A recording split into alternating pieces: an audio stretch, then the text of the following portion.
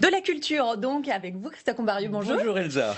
On va parler théâtre avec Jamais plus ou quand la jeunesse allemande se soulève. Exactement, tout débute évidemment avant-guerre, une Allemagne gangrénée par le nazisme évidemment, et les jeunesses hitlériennes tentent de gonfler leurs rangs avec de jeunes adolescents. Voilà, Franz, le héros de notre pièce, en fait partie, fait partie de ces garçons finalement ordinaires qui sont laissés enrôler, embrigadés, et va bientôt devenir un instrument important du système nazi, allant jusqu'à dénoncer son propre père parce qu'il avait lui-même aidé des juifs. Voilà.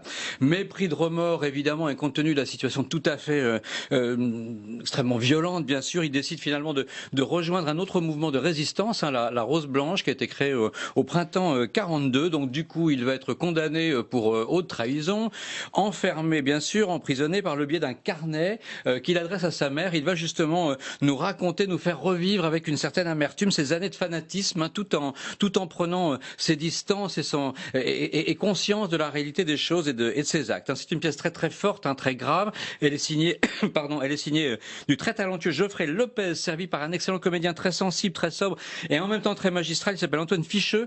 Voilà, ça s'appelle Jamais plus. C'est les jeudis et vendredis au studio Héberto à Paris. Regardez. Pourquoi ne vous soulevez-vous pas? Et comment tolérez-vous que ces dictateurs peu à peu suppriment tous vos droits? Nous sommes votre mauvaise conscience.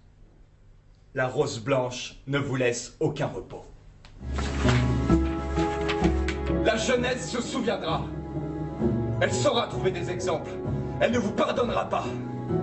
Elle rachètera son honneur. Et vous serez balayés. Vive la liberté. Voilà donc Jamais plus au studio Héberto. Les jeudis et vendredis.